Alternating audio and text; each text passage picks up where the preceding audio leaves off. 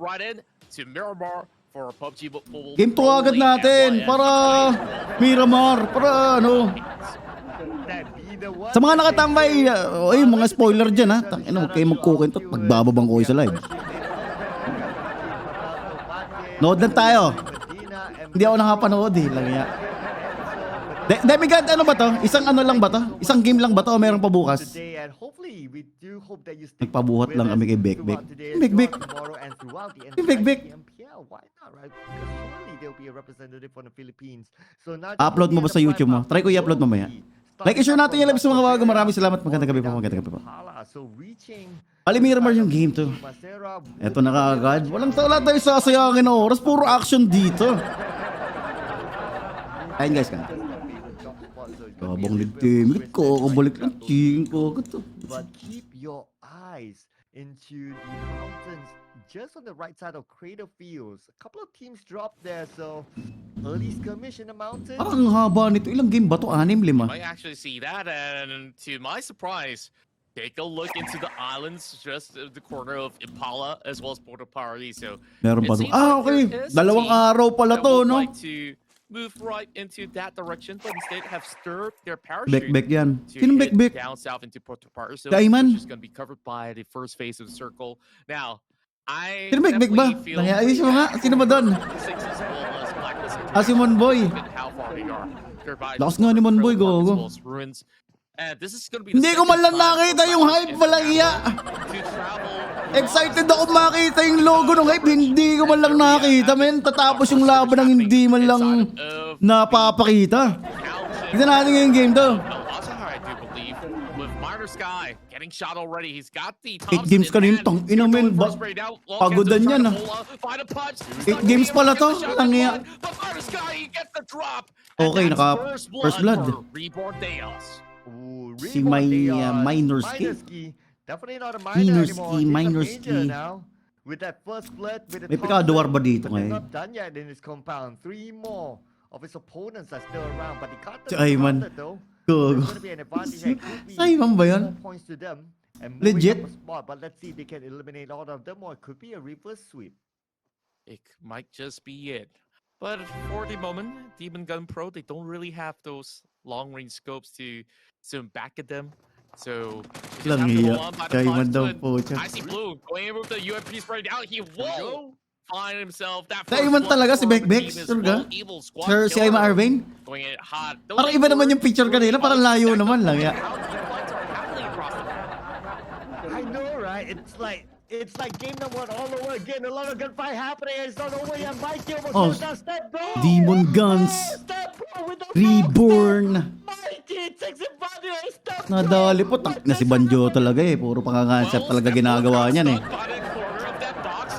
Nadali. Yari, collide na lang. That was quite a clutch, I must say.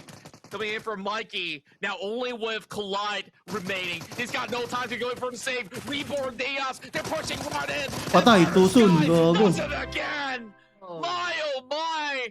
It's a full ace. Viewers muna tayo ngayon guys ha. Sending their way. Reborn Deas. Kumukha ni Mong Boys. Reborn. Si Ayman na Brusco. Hindi ko alam yung ganyan eh. Brusco Brothers ba? Get 4 elimination points. This is a perfect start for Reborn Deos. Not only that, they have the entire compound for themselves to loot. So it's a really, really good start for them, no doubt. Man, oh my. This is like game 1 all Ayan over po. again. It's like action from Okay. the start and we're not even the 5th minute. Gogo, blacklist save ko agad. Tang ina. Sige. Diretsoy mo. Ang lumi ko. And what we just witnessed, Anong lugar to? Ba't parang nag-iba dropping point ng hype ngayon, men? Wala na sila sa pigado, nasa low-obrera na sila. In less than 1 minute. Usually teams nag-giveaway sila sa Importo. Binigay na kay yung Importo sila ng mga OG dito sa pigado. Sila na daw.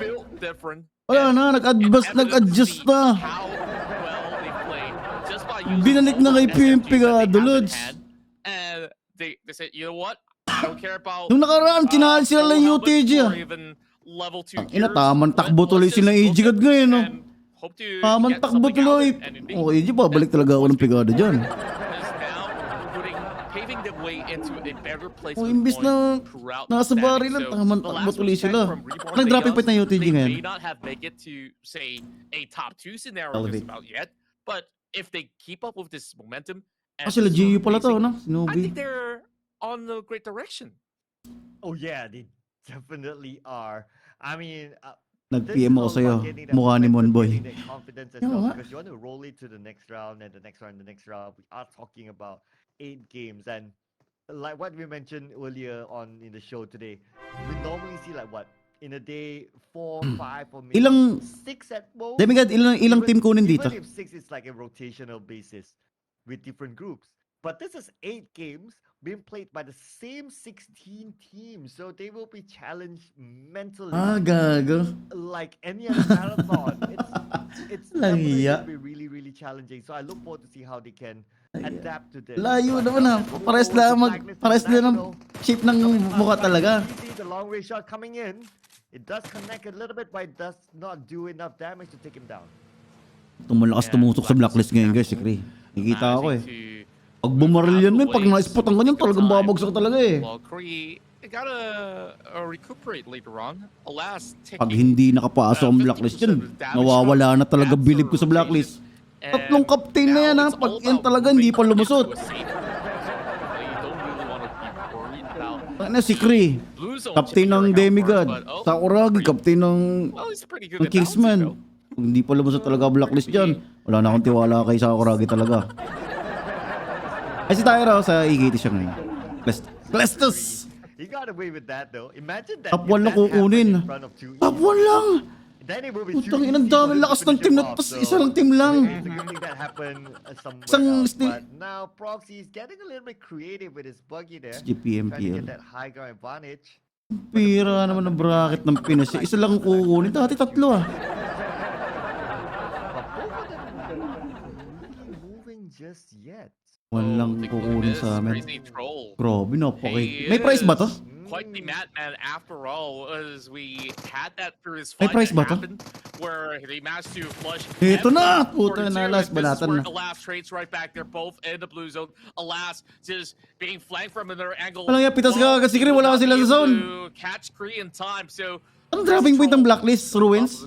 This should be a good Ano, grenade si to Troll? take them down, but it's too late to save. Ang ina nung isa si Olos dito, men. Take it out for too easy to secure the first point in, but Oh, nanta-trash talk si Gaspar. Ano sila akong tinatrash talk ng nanonood? Nananahinanood ako ng timing dito eh. Nagigising ko lang eh. Lang yan. Ang aga pala nito, akala ko mga alas 3 ang simula. Gising ko tapos na. Lang yan. I don't really see a full backup coming in from Blacklist International just about yet. Ayan na, Sakuragi, where did the shots come from? Wait, what? Where did Nabuligtad they come po. from? Okay, but they're not done yet though. So Sakuragi. UMP! Yeah, with a UMP. My Alam goodness, ko with walang that price. distance. Uy, walang What? price.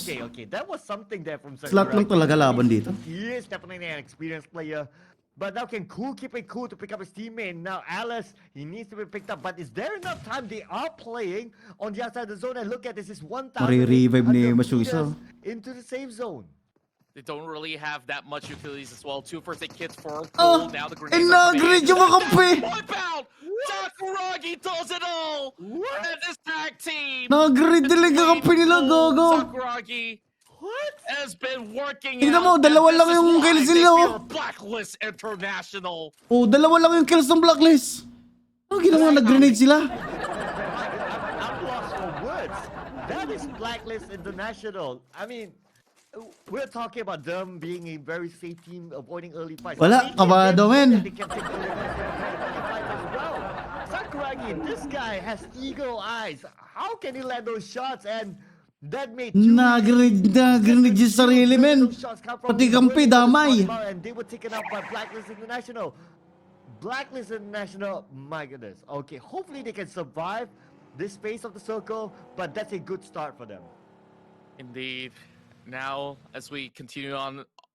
Magla-live ka bukas ng PMPL. in this map, Hindi. Makikigulo ako sa live. Hindi ako magla-live. Machine gun in the back. Pwede naman, pero respect na natin yung PUBG Mobile It's Philippines. pretty far up, but I think that some teams have been trolling the Red Smoke, so they will be able to secure this gun, which many pro players deem to be OP. The recoil is easy to control, and the damage definitely hits. Losol yung unang team na note na kanina. Let's see who. Anong nangyayari sa 2 easy? Sayang naman yan. They're steering their way into it. Ano yan? Strategy yun. Para hindi ka makapagbigay ng kill sa kalaban. Diba? Strat yun eh. Tama, dalawa lang kill ng blacklist. Ganun yun eh, strat yun. Not gonna be able to perhaps line up all those shots, whether you're using a DMR or a sniper. It's quite the challenge. Pagka medyo lugi na kayo, mag-grenade na kayo agad. It's a challenge when it comes to those kind of weapons. How do you look at it? It's like, oh, it's a single shot weapon. Grenade yata talaga. Baka bumalik yung grenade kasi nasa ilalim sila, di ba? So it takes a little bit of practice. Di lang nakita sa spectate. Looking at the team that got the chicken dinner from the previous round, Key that has a lot of fans. Yabang ni Demigod, chicken dinner kagad eh. Yabang ni Demigod sa kaniraan kid men eh. Chicken kagad, bandami pang kills gago. Safely into zone number 2. Hopefully they'll be able to get the next zone as well. And if Key Esports can be consistent in game number 2 as well, it could be their day. It might just be it. It's still pretty early in Miramar's time zone. Still phase 2, as we are just about 11 minutes and a half into the match. And you know, most often than not, suicide. Oh, dalawa na suicide. Sa 2 easy. Papalag pa yun, 3 versus 2 eh. 2 versus 2 kasi knockdown si isa. Knockdown si Alas eh, di ba? Hindi ko alam, biglang matay yung dalawa eh. Flushed out in the blink of an eye. That's that close quarter combat finesse that all these teams are offering. We first saw how well some of all these players from Reborn has been able to manage it in the blink of an eye. And later on, Blacklist International, though they were outnumbered, they were never outgunned. Yeah, they were never mga matatagal ng player to mga to eh, no? Sakuragi taking down 2 with that long range with a UMP. Yes, UMP has a lot more recoil control, but the damage is not as much, but he's still able to take them down.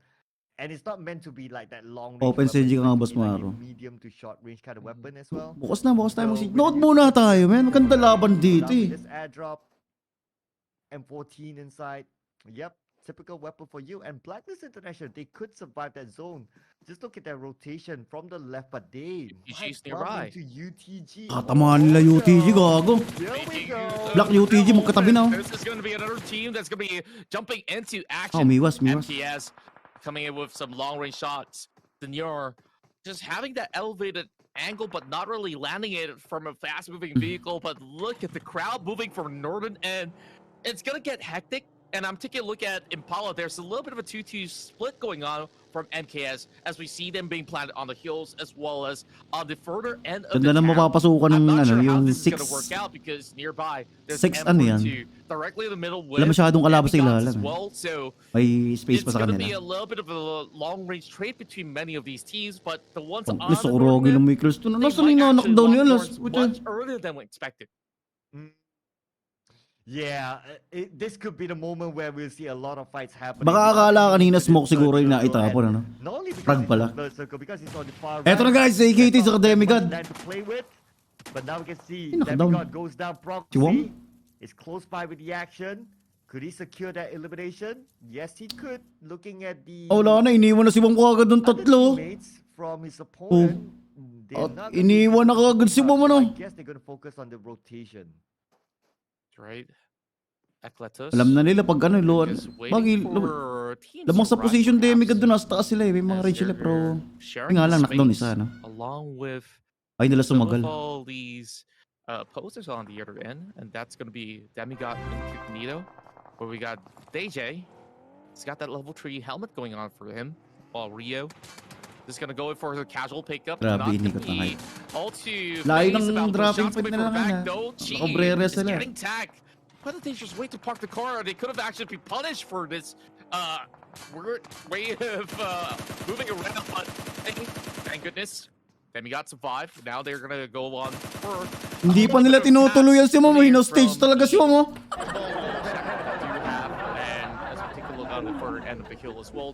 Tinitri mo man ni Proxy kung tuluyan men. Baka revive nila para sumugod. Third party finishers if they get the chance. Yeah, we have seen so far, like based on game number 1, Ayun, pero tayo anyone would tayo. take Ano advantage if kita there's a third-party advantage or third-party opportunity to do. So, so far, I think everyone's just waiting for that opportunity. Considering that Miramar is a bigger map, players might be a little bit more cautious because you never know who's keeping eyes onto you. But now we move on to the fourth circle. Bakit walang all-star team puyat dito? I believe this is somewhere in the middle. Oh, this is somewhere up north. Okay, so Blacklist International again. I don't know, man. It's like game number 1, we see Blacklist International always not getting the circle, having to rotate, and now it's going to be the same case again for them, but somehow they still manage to get into the final circle. It's really hats off to Blacklist International. Somehow they still manage to find their way into the circle, but I think it's going to be a little bit more challenging. They're passing by another team, but so far we haven't seen any... Si Alas knockdown na. ...beat just yet. Oh, Mantay kalaban nila. Manta have found some members of the side of Blacklist International, and that's where UTG having 2 already being brought down to the Dama siguro ground. yun. Tang ina talaga. Dude. Ubos ang Blacklist, oh. Ubos na Manta. But here comes the flank though, coming from Zygote. He's already being chipped off, while Newbie's gonna be able to... Yan, binaba nila yung kill feed. Ganun ang taas eh, di ba? Nandun sa may mga ano, nandun sa mga pangalan. Medyo nice nila, binaba nila ng konti. Yan. Mas okay na to. Kasi no first game, hindi natin makita yung nangyayari. So I guess this is not where the party is at. They got to make a move, and they will call off this fight. Thank goodness. There's more pickup for them to utilize to get into the zone. So 12 teams remain, with 44 still alive inside of this matchup. And the next circle itself, that's where all the fight's gonna happen, and we'll see a lot of names starting to appear on that kill feed once more.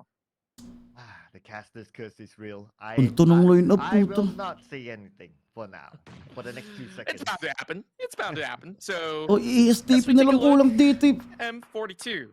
Pero laban. Now paying a visit to Demigods with a little bit of the damage being sent to few. But it's going to be a 3 versus 3 scenario for now. Down the queue, now getting pinned down. It's Ito, si Dama, men. Being sharp on that Scarl. And nasa zone KH yun. Pretty much of a short scope. So pero katabi nila UTG. Shows that Myers has got that eagle eye going on. Puta, elevate. Ang ganda ng line up. Puta. Side has elevate. Keeping pretty much close proximity onto what's really going on by the kills. They're all inside the circle. Dahil napansin din siguro nila. A little bit more of that tussle coming in from the west end. And Jad, well, Jad is just hoping to get a few numbers out of that small little angle that he has. And now Zygote has found Demigod, and that's just more trouble for the victors of the first round. 4 teams in the same area on the southern side. I mean, Yes, they do have circle at this moment, but because it's the 4th circle coming into the 5th, it's unlikely they will get the circle. So they need to plan ahead. They need to Putang ina, Hiske, ito yung sumali sa scrimmage ko nung nakaraan ah. Putang ina, 2 araw na nagtabuan to ah. Nandito rin pala yung Hiske. Nasa scrimmage ko nung isang nung nakaraan to ah. Nung day 1 saka day 2 sila top 1 eh. Kaya naman pala, puta na, nandito pala yung mga yan. TG knockdown, no? Wow, he's still... Ayman daw to, sabi ni Demigod! Wala na. Si Ranbig na lang. Ganda ng Scar L ni Ranbig, pineflex po. Nyabang oh. Sana may mag-sponsor din sa gano'n na Scar L. But they only have 2 members remaining as compared to the last game that we saw. That's 3 points in. Demigod, M4 to maglalaban sa ilalim. Papasok ang Mikasa, papasok ang ESK. There's no clear entry. Nakapasok na si Bor sa We Haibo. got EKT. And over on the top, Elevate is keeping a close watch. While over on the bottom side of the south end corner, MKS as well as ESK, they got to take up this fight. Yes, this will be a necessary fight here, but there's about 10 more seconds left. This will be the tricky one. They need to finish the fight quickly, and this will be the 5th circle or the 5th zone. It will be unforgiving, so they need to really consider like. Naku, pataya kay senior to mga to. If they cannot, just find a way to move away. It's okay. Ah, siya pa na, ispatan na siya. If anyone gets eliminated at this point, it's only Ang one. inas Dragon talaga, naaalala ko talaga yung itsura ni Dragon sa picture na in-upload ni Claire eh. Ang itsura ng ano eh, may pinaghahandaan na eh, batak na batak eh. Brought down, but from where is the question? Maybe going for a quick save. This is not a clear entry point for them to just... Ayan na, Sops. EKT oh. Oh, dalawa knockdown. Ay, isa lang nag-heal yung... Nag-heal yung isa sa labas-labasin mo, nag-gago, nag-heal ka, tabi mo lang oh. Ah, nakakabera ni Proxy. Ayun na, isa na lang naiwan, yung katabi lang niya. Eh, nagpasa si Tyra, nagpapanggap pala yun. Yari sila doon, tatlo sana yun. Hindi napansin si Tyra. Hindi napapansin. Ayun na. Ay, nag-heal. Ang pinig. At dalawa po, Tyra, tatlo. Nawala ng bala. Gago, nawala ng bala. My goodness, okay, Tyra. Iko-clutch sana ni Tyra, may naman ng bola, gago. And now they need to reset. Zap Esports, they play by the edge of the circle. So wala pang kailangan importo nangyari. What a great move there from Tyra. Great timing, great yung Ibe napapalaban na, hindi yung nakikita ang laban ng Ibe ah. They are still in this. Lumakas kami dahil screenage mo. Ah, puta, EKT naman pala to sa Ethan eh.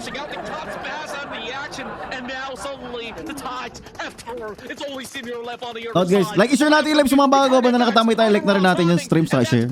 Managing to pin them down, and this is where Elva Esports will have to bow. 8th place finish, 7 points in for ESK, the leaders of the board right now. Wall, that's going to be a big nade. Dalawang 6, and there's so much pressure towards M42. Buso niya tala sila smoke no. And here comes Manta Boy.